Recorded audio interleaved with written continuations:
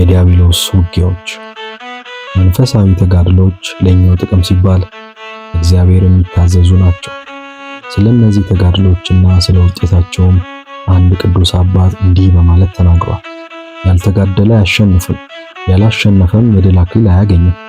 እግዚአብሔር እነዚህን ውጊያዎች የሚያዘጋጀው ነፃ ፈቃዳችንን ለመፈተሽና ድል ካደረግን የመንግስተ ሰማያት ባለቤቶች ሊያደርገን ወዶ ነው። ባላጋራችን ዲያብሎስ ግን በባህሪው የእግዚአብሔርን መንግስት መቃወምና ወደዚያ ለመግባት የሚወዱትን ሁሉ መከልከል ስለሆነ ይዋጋቸዋል። እርሱ የእግዚአብሔርን ልጆች በመዋጋትና ልክ እንደ ኢዮብ በመክሰስ እግዚአብሔርን ይዋጋል። መጽሐፈ ኢዮብ ምዕራፍ 1-2። በጽድቅ ሕይወት የሚመላለሱት ሁሉ መለኮታዊውን ቡራኬ እርሱ እንዳላገኙ እነርሱም እንዳያገኙ በቅንዓት ይታገላቸዋል። የዲያብሎስ ውጊያዎች ለሁሉም ስለሆኑ ከነዚያ ውጊያዎች የሚያመልጥ የለም። ስለነዚያ ውጊያዎች ስንናገርም በዲያብሎስ በሰራዊቱና በደጋፊዎቹ ስለሚካሄዱት ውጊያዎች መናገራችን ነው። ከአዳም ከሔዋንና ከልጃቸው ከቃየን ጊዜ አንስቶ እስካሁን ድረስ ዲያብሎስ የሰው ልጆችን በሞት ጥላ ስር ለመክተት እየተዋጋ ነው። ዲያብሎስ ነቢያትን፣ ሐዋርያትን፣ የእግዚአብሔር መንፈስ ያደረባቸውን ዳዊትና ሶምሶንን በኋላ ሁለቱም ቢጸጸቱም እግዚአብሔር የተወውና ቅዱስ መንፈሱ የራቀውን ንጉሥ ሳኦልን በውጊያው ጥሏል።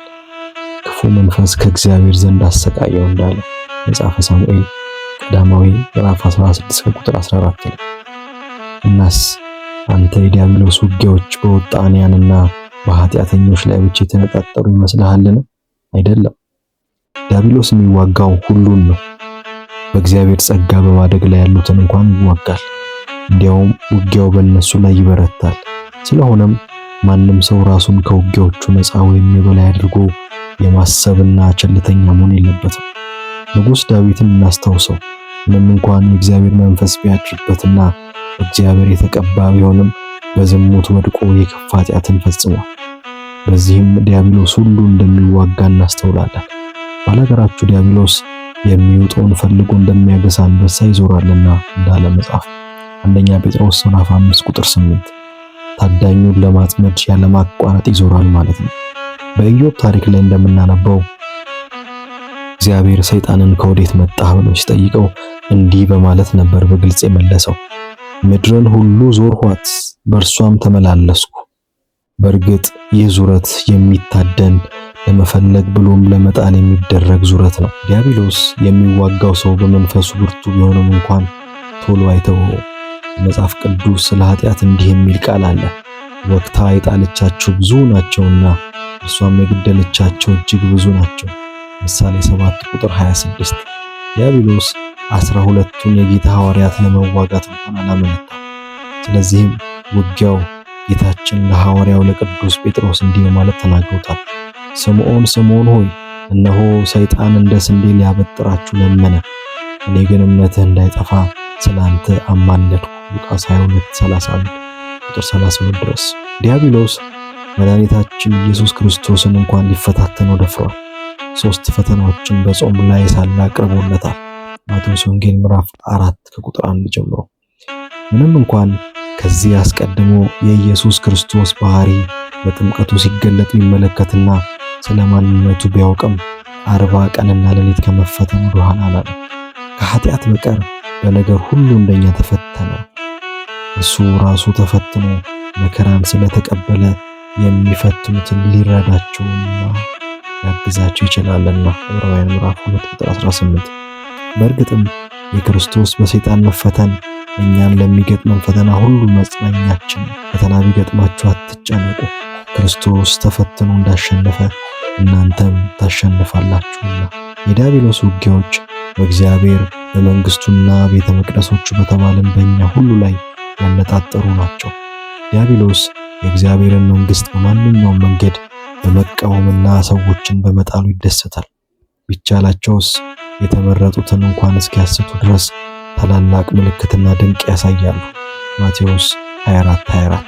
በመጽሐፍ ቅዱስ እንዲሁ ንስሐ በሚገባ በአንድ ኃጢአተኛ በእግዚአብሔር መላእክት ፊት ደስታ ይሆናል። ሉቃስ 15 ቁጥር 10 የሚል ቃል እንዳለ ሁሉ ሰይጣንና መልእክተኞቹም አንድን ጻድቅ ሰው ሲወድቅና ለእነርሱ ፈቃድ ሲገዛ ያለ ጥርጥር ይፈነድቃል። እንዲህ ስላለ መንፈሳዊ ተጋድሎ ሐዋርያው ቅዱስ ጳውሎስ ሲጽፍ እንዲህ ብሏል። የዲያብሎስን ሽንገላ ትቃወሙ ዘንድ እንዲቻላችሁ የእግዚአብሔርን ዕቃ ጦር ሁሉ ልበሱ። መጋደላችን ከደምና ከሥጋ ጋር አይደለምና ከአለቆችና ከሥልጣናት ጋር፣ ከዚህ ከጨለማ ዓለም ገዦች ጋር፣ በሰማያዊም ስፍራ ካለ ከክፋት መንፈሳዊ ሰራዊት ጋር ነው እንጂ። ኤፌሶን ምዕራፍ 6 ቁጥር 11-12። ሐዋርያው በዚሁ ምዕራፍ ዝቅ ብሎ የዘረዘራቸውን መንፈሳዊ መሳሪያዎች ያልታጠቀ ሁሉ እንደዚህ ያለውን ውጊያ መመከትና መከላከል አይችልም። ይህ ያለ እግዚአብሔር አጋዥነት እንደማይሆን ኢየሱስ ክርስቶስ ነግሮናል። ያለ እኔ ምንም ልታደርጉ አትችሉም ዮሐንስ 15 ቁጥር 5 እንዲህ ባለው መንፈሳዊ ውጊያ ጊዜ የነቢዩ ዳዊትን ቃላት መስታወስ ምንኛ መልካም ነው። ሰልፉ የእግዚአብሔር ነው። አንደኛ ሳሙኤል ምዕራፍ 17 ቁጥር 47። መንፈሳዊ ውጊያ አያቋርጥም፣ በአይነቱም ይለያያል እንጂ አያልቅም። ከዚህ ምድር በሞት እስከምንለይበት ቀን ድረስ ሥጋ ለባሾች ሆነን ከነዚህ ውጊያዎች የተጋለጥን ነው። ቅዱስ ጴጥሮስ እንዲህ ይለናል፣ በእንግድነታችሁ ዘመን በፍርሃት ኑሩ። አንደኛ ጴጥሮስ ምዕራፍ 1 ቁጥር 17። እዚህ ላይ ፍርሃት የሚለው ቃል ዲያብሎስን እንድንፈራው የተጠቀሰ ሳይሆን ወደ ጥንቃቄና ራስን ወደ መጠበቅ የሚያመራ ፍርሃት መሆኑን ለማመልከት ነው። ለእያንዳንዱ ሰው ከሆነ ውጊያው እስከ ዕለተ ሞት ድረስ አያበቃም። ለዓለሙ ከሆነ ደግሞ እስከ ዕድሜያቸው ፍጻሜ ድረስ ይቀጥላል። ሰይጣን ከታሰረበት ከተለቀቀ በኋላም ይህንን ዓለም ያታልል ዘንድ ይወጣል። ራእይ ምዕራፍ 20 ቁጥር 7-8።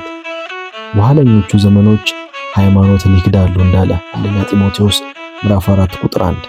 በመጨረሻው ቀን የሚያስጨንቅ ዘመን እንዲመጣ ይህንን እወቅ። ሁለተኛ ጢሞቴዎስ ምዕራፍ 3 ቁጥር 1። ከኢየሱስ ክርስቶስ መምጣት አስቀድሞ ውድቀት ይደርሳል። ሁለተኛ ተሰሎንቄ ምዕራፍ 2 ቁጥር 3። ዲያብሎስ በሚችለው ሁሉ ማሳቱን ይቀጥላል፣ ወደ ምድርም ይመጣል። ዲያብሎስ ጥቂት ዘመን እንዳለው አውቆ በታላቅ ቁጣ ወደ እናንተ ወርዷልና ራእይ 12:12። ይህ ቀጣይነት ያለው የዲያብሎስ ውጊያ በቅድስና ወቅት እጅግ እየበረታ ይመጣል። እኛ መንፈሳዊ ሥራ ስንጀምር ዲያብሎስ በጣም ስለሚበሳጭ የሚያጠምደው ሰው ከወጥመዱ ያመልጠው እንኳን ስልቱን እየቀያየረ ይዋጋዋል። ስለሆነም እኛ የቅድስና ሥራ ስንጀምር ውጊያውን ይከፍታል፣ ስልቱን ይቀያይራል፣ ብዙ መሰናክሎችንም ያኖራል። እኛ መንፈሳዊ ሥራ ስንጀምር እርሱ ውጊያውን ይጀምራል። ከእግዚአብሔር ጋር ያለን ግንኙነት ባጠናከርን ቁጥር ዲያብሎስ መንግስቱ ስለሚናጋ ምቾት አይሰማው። The Paradise of the Fathers በሚለው መጽሐፍ ውስጥ ያለውን ድንቅ አባባል እስኪ እንመልከት። በእኩለ ሌሊት የገዳማት ደወል ለጸሎት ሲደወል የሚነቃቁት በጸሎት የሚተጉት መነኮሳት ብቻ ሳይሆኑ ጸሎት እንዳይጸለይ የሚዋጉት የክፋት ሰራዊቶችም ጭምር ናቸው። አንድ ቅዱስ አባትም እንዲህ ብሏል፣ ለጸሎት በቆምክ ጊዜ ሁሉ ተዋግቶ ሊጥልህ የሚችል ኃይል እንዳለ አስብ፣ እግዚአብሔር ያስባል።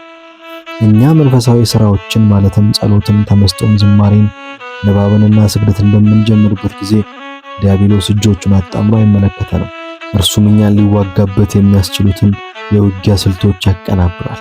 በመጽሐፈ ሲራክ እንዲህ የሚል ቃል አለ፣ ልጄ ለእግዚአብሔር ትገዛ ዘንድ ወደ ገዳም ብትሄድ ሰውነትን ለመከራ አዘጋጅ። ሲራክ ምዕራፍ 2 ቁጥር 1። ይህ ምንባብ ምንኩስና በሚሰጥበት ወቅት ባለው ጸሎት ውስጥ ይደገማል። በእርግጥ ዲያብሎስ ሊቃወሙት ዝግጁ የሆኑትን ሁሉ ለመዋጋት ምንጊዜም ዝግጁ ነው። ስለሆነም መንፈሳዊ ሥራን ተከትሎ ውጊያዎች ቢያጋጥሙ እንዳይደንቅ። እነዚህ ውጊያዎች ፊትህን ከክርስትና እንድትመልስ አያደርጉም። ምንም አይነት ፈተናና መከራ ቢገጥመን እንኳን የሐዋርያው ቅዱስ ጳውሎስን ቃል ምንጊዜም እናስታውሳለን። ድካማችሁ በጌታ ከንቱ እንዳይሆን አውቃችኋልና የምትደላደሉ የማትነቃነቁ የጌታን ሥራ ሁል ጊዜ የሚበዛላችሁ ሁኑ። አንደኛ ቆሮንቶስ ምዕራፍ 15 ቁጥር 58። እኛ ትግሉን ስንጀምር እርሱ ውጊያውን ይጀምራል። እኛ መንፈሳዊ ሥራን ስንጀምር እርሱም ተቃውሞን ይቀጥላል። ስለዚህ ምሳሌ የሚሆንን ሥጋዬን እየጎሰምኩ አስገዛዋለሁ በሚለው መርህ ቃል ውስጥ ሥጋን በጾም ማስገዛት ስለሚቻል ሰይጣን ጾምን መቃወሙን እንረዳለን። በጾም ወራት ነፍሳችን ከእግዚአብሔር ጋር ስለምትገናኝ ጾማችን ሰይጣንን ያበሳጨዋል። በተለይ መድኃኒታችን ኢየሱስ ክርስቶስ ዲያብሎስን በረታበት በዐቢይ ጾም ወቅት ብዙዎች በፍቅር ስለሚጾሙና ይህም አስቀድሞ መሸነፉን ስለሚያስታውሰው በጾም ክፉኛ ይበሳጫል። ማቴዎስ 4። ስለሆነም ዲያብሎስ ይህንን ጾም ለማደናቀፍ በዚህ ወራት የተለያየ ችግሮችን በመፍጠር ሰዎች እነዚህን ለመፍታት በሚያደርጉት መጣደፍ መንፈሳዊውን ስራ እንዲዘነጉ ያደርጋቸዋል። ስለዚህም ማናቸውንም በዚህ ወቅት ጾምን ችግሮቻችንን በተዘጋጀው ወጥመድ ለይተን እናውቃለን። መንፈሳዊ ስራዎች ያለ አንዳች ጥርጥር ርኩሳን መናፍስትን በቅናት እንደሚያነሳሳቸው ልናውቅ ይገባል። ዲያብሎስ እርሱ ያጣውን እግዚአብሔር ጋር አንድ የመሆን መንፈሳዊ ሰው እያጠናከረ በሄደ ቁጥር ቅናቱ ይጨምራል። ምንም እንኳን ሰው ምድራዊና ስጋ ለባሽ ቢሆንም በነፍሱ ወደ እርሱ መምጠቅ ስለሚችልና ሰይጣን ደግሞ መንፈስ ሆኖ እግዚአብሔር የራቀና ርኩስ መንፈስ በመሆኑ ሁልጊዜ በሰው ልጆች ይቀናል። ገና ከመጀመሪያው ሰይጣን በአዳምና በሔዋን ስለቀናባቸው በኃጢአት ወድቀው ለሞት እርግማን እንዲበቁ አድርጓቸዋል። ስለሆነም ሞት በሰይጣን ቅናት ወደ ዓለም ገባ እንላለን። ዲያብሎስ በመንፈሳዊ ሥራዎቻቸው አመርቂ ውጤት ባላቸው ላይ ይቀናል። በእግዚአብሔር ለተወሰዱና ለእርሱ ቅርብ በሆኑት ይቀናል። ወደ ንስሐ ለመድረስ በሚጥሩትና እግዚአብሔርን ከልብ የሚያመልኩት ይቀናል። በትሑት በየዋህና በልበ ንጹሐን ይቀናል። ስለዚህም ሁሉንም ይዋጋቸዋል። እርሱ ቁጥጥር ስር ያሉትንም በሥጋ ጥላ ስር ያሉትንስ በመንፈሳዊ ሕይወት እየተመለከተ ከመደሰት ባሻገር ዘወትር እየተከታተለ ወደ በለጠ ጥፋት ይመራቸዋል። ክፍል 2 ይቀጥላል። ወስብሐት ለእግዚአብሔር።